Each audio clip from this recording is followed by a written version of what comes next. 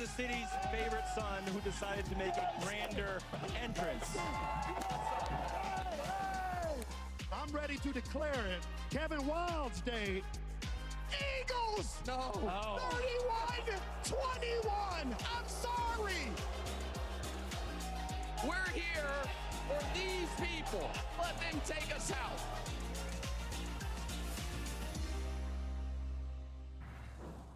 What an awesome day that was for us here at First Things First in Kansas City. And it is our pleasure now to be joined by the chairman and CEO of the Kansas City Chiefs, Clark Hunt. Clark, we very much appreciate your time.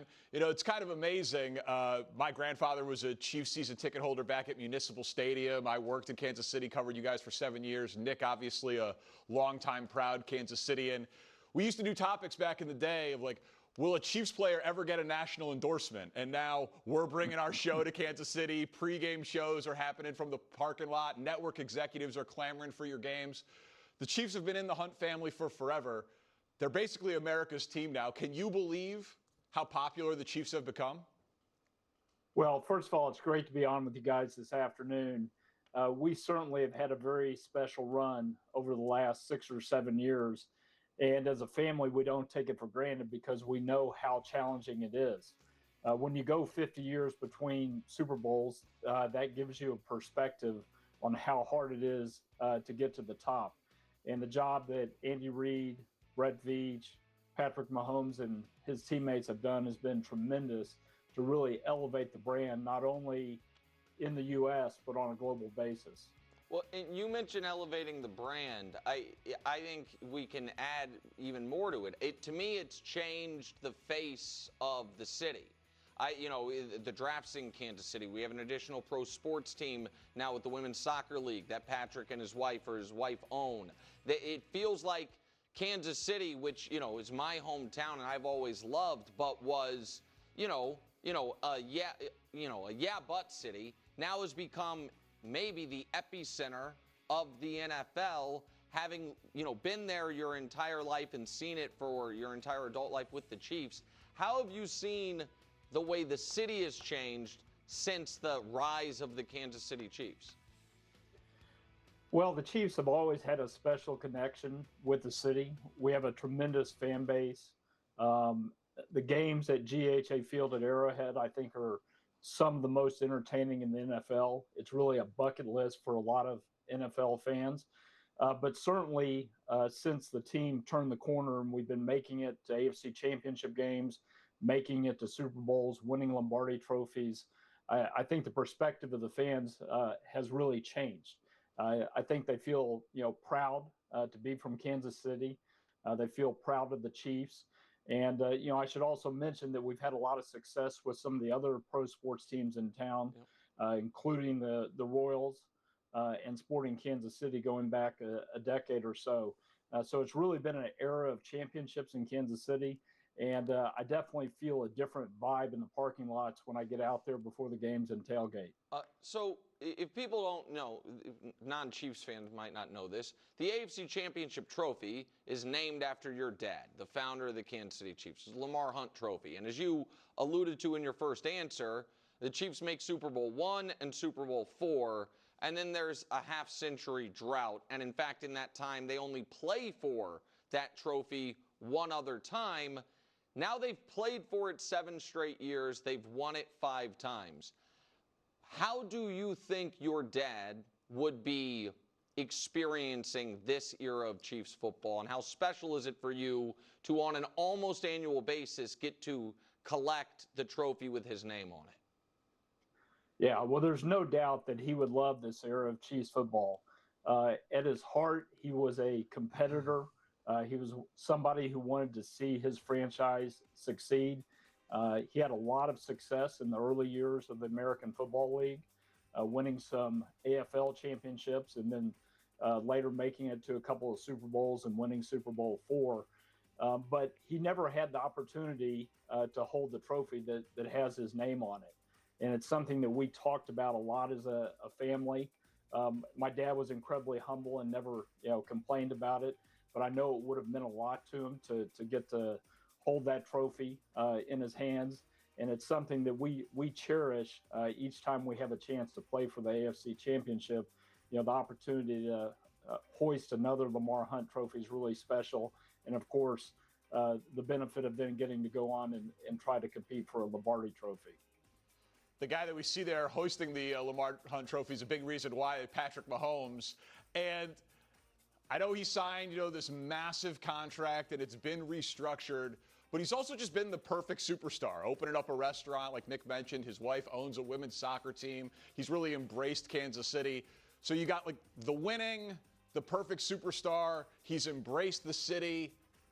I don't know, Clark, underpaid? I feel like he's a tremendous value, Patrick Mahomes, at this point. Yeah, well, Patrick's a tremendous ambassador for the city all the way around. As you alluded to, not only is he an amazing quarterback, maybe the greatest of all time, but he's also somebody that everybody in Kansas City is proud to call one of their own. He's invested in many businesses in Kansas City. You mentioned already the Kansas City Current, but he's an investor in the Kansas City Royals.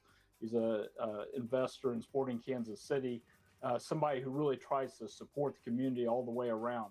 His foundation has done tremendous work throughout the city. He's really used the platform that he has to make a difference.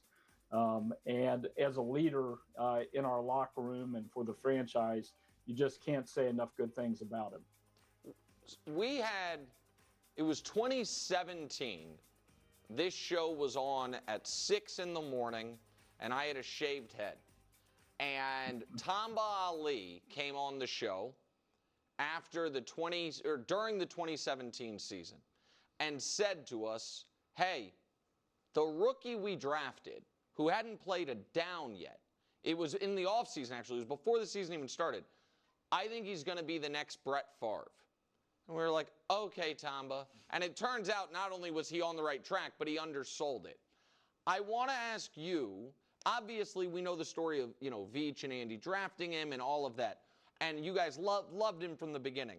But what was the first moment that you maybe said privately to someone, oh, we don't have a good one here. We have an all-time great one. Was there a moment that kind of dawned on you and what it would mean for your team? Well, he made his first start the last game of the season in 2017. So that was the first chance we had to see him on the field. And he certainly looked like somebody who was going to be a very good NFL quarterback in that game. But I would say really the first time that we all realized how special he was and what we had was the next year, the first couple of weeks. We played the Chargers out in LA, and he had a tremendous game. I remember him throwing a wheel route to one of our fullbacks down the left side of the field, and it was just one of those stories you go, wow, that was really special. And then the following week we went to Pittsburgh, a place that we'd had a lot of difficulty getting a victory, and that game was effectively over by halftime. I think he and Kelsey connected for 3 or so touchdowns. And, we were just all like, we couldn't believe it. It was so special. But I want to go back to 2017, to something you mentioned about Tamba when Patrick wasn't playing. Obviously, Brett Veach, who's our general manager now and was instrumental in bringing him to Kansas City, was incredibly high on Patrick. So periodically he would send me a clip from practice of Patrick doing special stuff. And he sent me this one, and the headline was "No-Look Pass." I was like, what's a no-look pass in football? I know what it is in basketball, but sure enough, it was Patrick in practice, looking one way, throwing the ball the other way, and completing it. Of course, we would later see him do that against the Baltimore Ravens in an important game later in the 2018 season.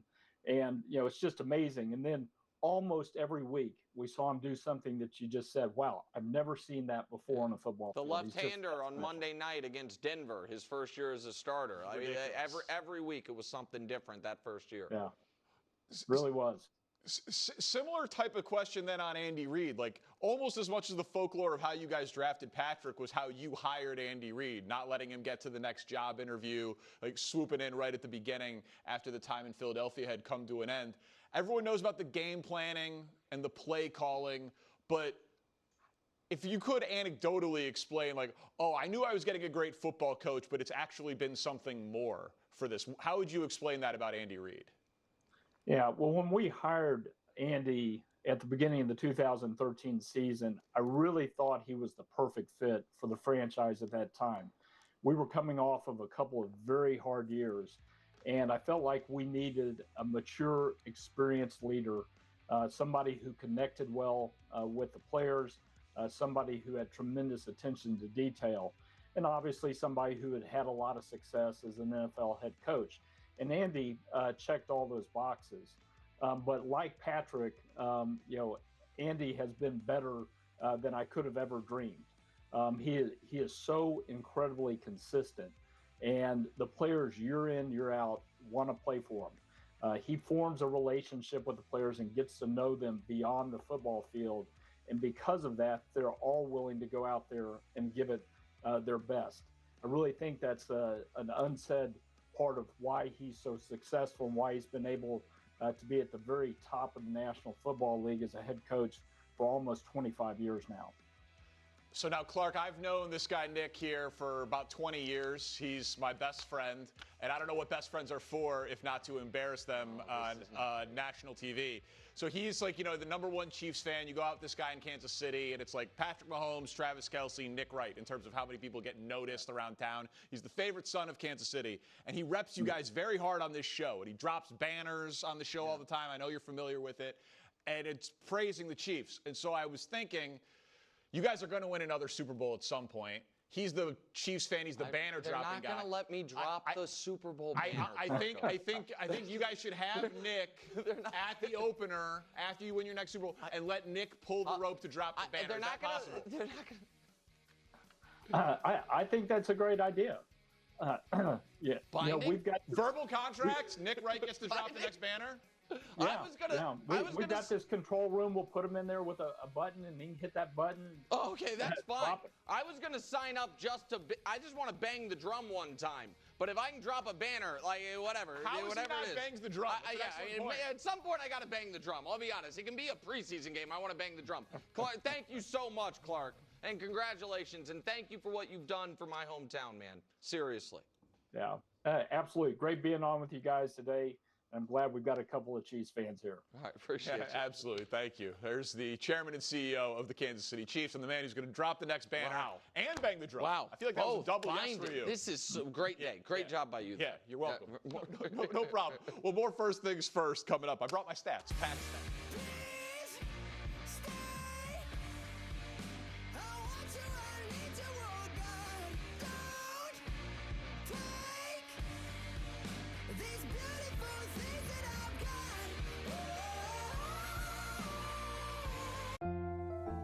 Tired of body pain holding you back?